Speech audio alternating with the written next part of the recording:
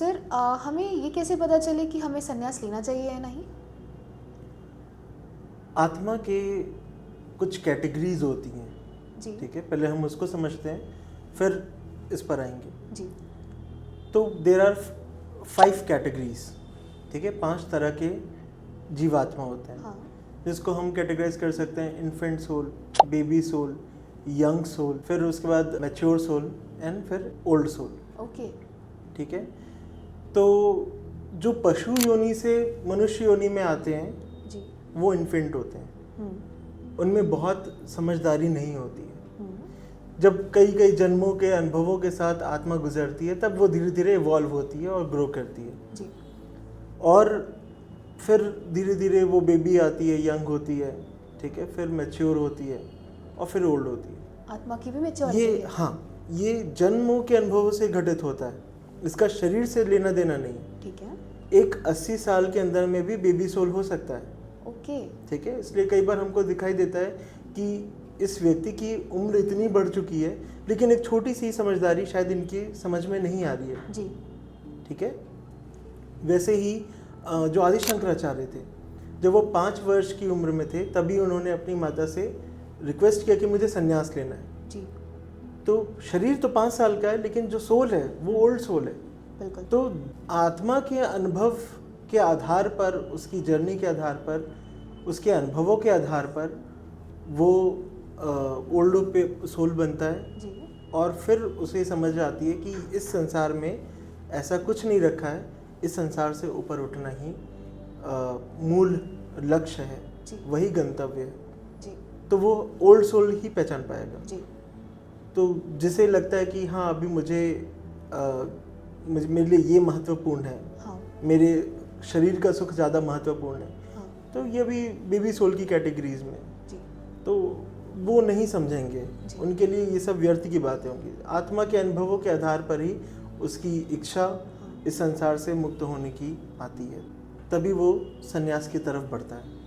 Sir जैसे आपने बताया कि सोल की 5 कैटेगरीज हैं, तो क्या हम किसी को देखकर बता सकते हैं उनके अंदर कौन सी सोल है? क्योंकि हम हमेशा यही सुनते हैं कि वो इंसान के अंदर ओल्ड सोल है। What does that mean? जी बिल्कुल, हम समझ सकते हैं। हमें व्यक्ति के विचार, उसके आचरण से हमें समझ में आ जाएगा कि हाँ वो किस कैटेगरी में। जी जैसे एक नॉर्मल सा बेसिक में अगर आपको कुछ कैटेगराइज कर दूं, जी तो जैसे जिनके अंदर होता है सिर्फ खाना सोना, हाँ ईट स्लीप रिपीट, ये वाला जो Yes. बिहेवियर है Yes. वो इन्फेंट की कैटेगरीज में है। ओके फिर उसके बाद जो प्लेजर्स के पीछे भाग रहे हैं वो बेबी की कैटेगरीज में आएंगे। ओके ठीक है, डिज़ायर्स के पीछे।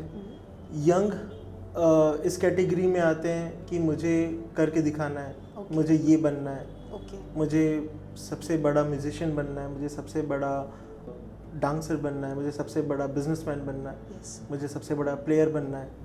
तो ये यंग सोल की कैटेगरीज में आएंगे। और मुझे दूसरों के लिए कुछ करना है, मुझे कंट्रीब्यूट करना है, लोगों की हेल्प करना है, संसार में अपना कुछ कंट्रीब्यूट करना है, वो मैच्योर की कैटेगरीज में आएंगे।